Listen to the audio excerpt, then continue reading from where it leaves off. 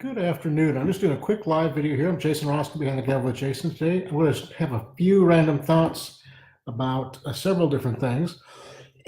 Our appearance in Casey Studio Magazine, about Epiris buying Bonhams auction house. That's a huge story in the auction world. We'll talk about the mother and daughter in Susquehanna, Pennsylvania, that damaged art at the Susquehanna Art Museum. And we'll finally talk about the devastating fire at the National Museum of Art in Brazil, which is just a sickening story and definitely needs to have some discussion about the responsibilities that a public art museum has. That kind of covers both those topics there, and also about just the responsibility of that museum and what this can mean long term, just for cultural institutions and for museums in general. So first off, it's been a crazy couple of weeks here. We've been really busy. Had an auction list today. We have Hadley auction that's out there already. So we have 2 auctions going right now. We have 3 more scheduled in the next few weeks. So it's all hands on deck, really pricing. Casey Studio Magazine came out last week.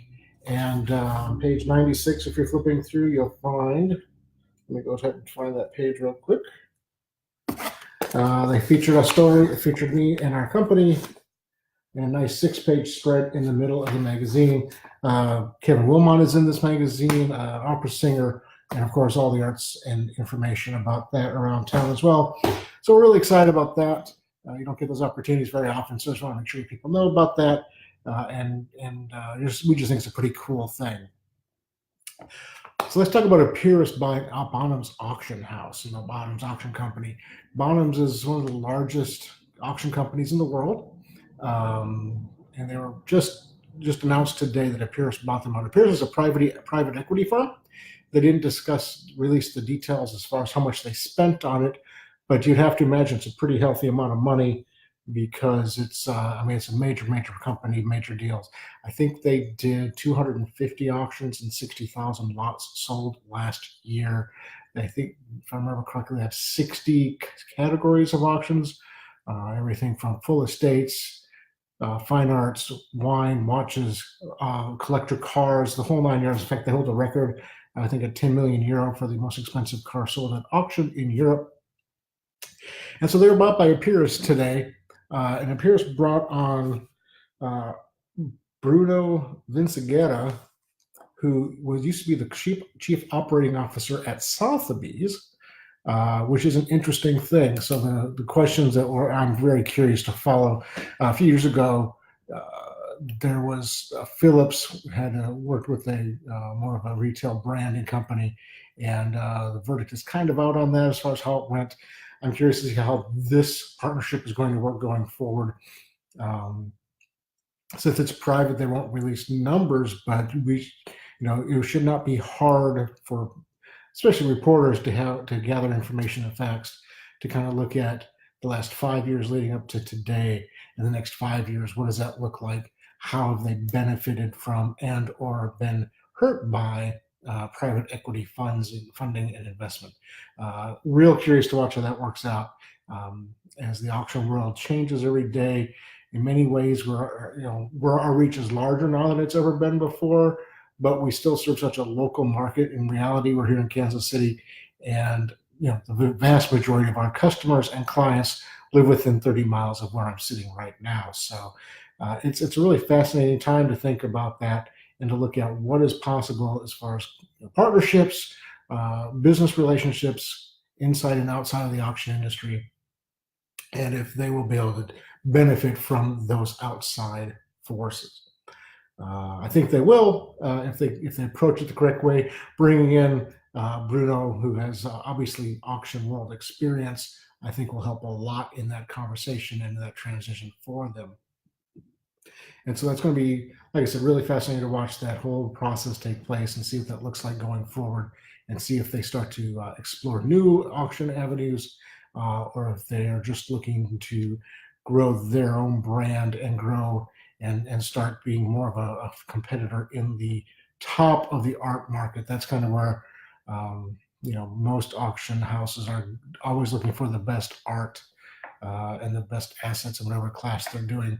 Christie's and Sotheby's I think if you look at the top 20 pieces of art sold last year, the top 20 pieces of modern art, those two firms have, like, in one category they had 16 of the 20, the other category they had 17 of the 20 sold were through those two auction houses. They pretty well dominate that space. So it'll be interesting to see if Bonhams can break into that with some success going forward. Then we're going to kind of quickly talk about, excuse me, the mother and daughter who damaged the swing at the Susquehanna Art Museum. It's another situation similar to the event happened here in Kansas City area where the young boy toppled the glass sculpture. Again, this is a museum in Susquehanna, Pennsylvania, and there's a lot of excuses being put out there by the museum. I kind of take the track and the course that, yes, the mother and daughter maybe shouldn't have touched it, but according to the articles I've read, Susquehanna Art Museum has some interactive exhibits, pieces on display. This was a swing. It looks like a swing sitting in the middle of the room with no barriers. I think there were signs on the wall, but there weren't. It's not like you walk by the sign to get to the piece. So I think the responsibility of this will fall squarely in the lap of the museum. The museum also talked about being understaffed, and this is also a free museum evening, and so there's more people coming in. So I don't understand how you have a free museum evening and be understaffed at the same time. That doesn't make any sense to me. So it sounds like it's a lot more negligence on the part of the museum than the responsibility of the mother and daughter. And I think much the same could be said about the museum here, and the community center here in Kansas, in Overland Park, that had the issue with the young boy toppling the sculpture.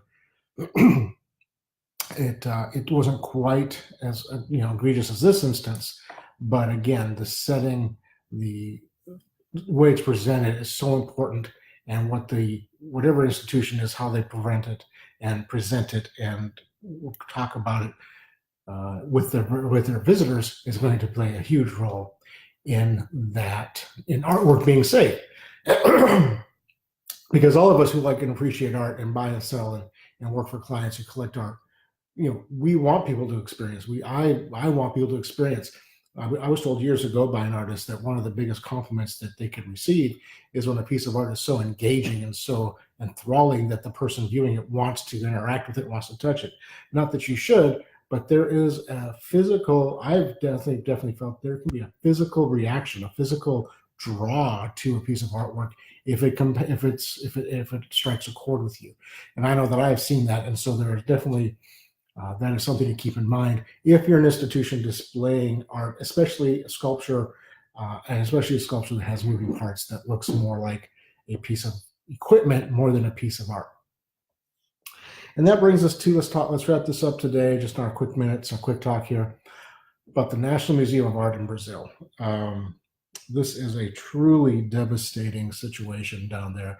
If you haven't seen the news or seen the posts I've done here on our Casey Auction Company page, a fire tore through that museum, destroying, they believe, 90% of their artifacts.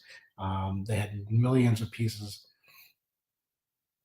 And this is a really tough conversation to be had, but the reality is they were underfunded for years. In fact, in I think 2016 or 17, the executives of the museum went to a crowdfunding platform to repair termite damage in one of the halls where their most popular exhibit was. And so they're just not getting the funds publicly to support this wonderful, beautiful building and these beautiful pieces. They have one of the largest pre-native collections in the world. They believe they have the largest collection of pre-Columbian literature, and all those things are mainly gone in the blink of an eye. And they just received funding, supposedly this fall, to renovate, and part of that renovation was a fire suppression system, state of the art, which is, of course, too little too late. And so we've talked about museums before. We'll continue to talk about them. Being on the board of a museum myself, I understand the challenges that come into play with this. There's storage, there's insurance, there's display, all these different things you have to worry about logistically, but of course financially, there's such a huge investment. When people talk about donating to a museum, you want to make sure the museum has the capability to securely display and securely store and adequately store the objects you're donating. I don't want this to be a reason not to donate to a museum, but my goodness, you want to make sure that, especially if you're talking to a smaller museum, they have the resources in place to make sure that all of those things are taken care of. The last thing you want to do is donate to a small museum someplace that is having troubles, and find out that they had water damage in the basement in the storage facility, and it ruined everything. So just keep that in mind. If you like museums and art programs and things like that, support the organizations that you prefer, that you are passionate about. Write them a check. Every institution, every arts institution could use $50, $100, $1,000, whatever you can afford. Support them that way. As much, it means more to them than a piece of art or an object means to them, generally speaking. So again, it's going to be a sad story to watch develop and see what exactly was lost. Hopefully there's some things that are found in the rubble and the debris that were thought lost and were then protected for whatever reason. But it looks like a near complete loss there at the Brazil National Art Museum. Well, thank you for watching. We're going to save this on the page here. If you have questions or comments, please go ahead and post them here. Send us a direct message. We'll be happy to answer them as we can. This is just something we're going to do on occasion, kind of throw out videos on when something strikes me as interesting and or important in the auction world, art world, Kansas City, whatever it might be. And look forward to doing this regularly in the future, and have a great day.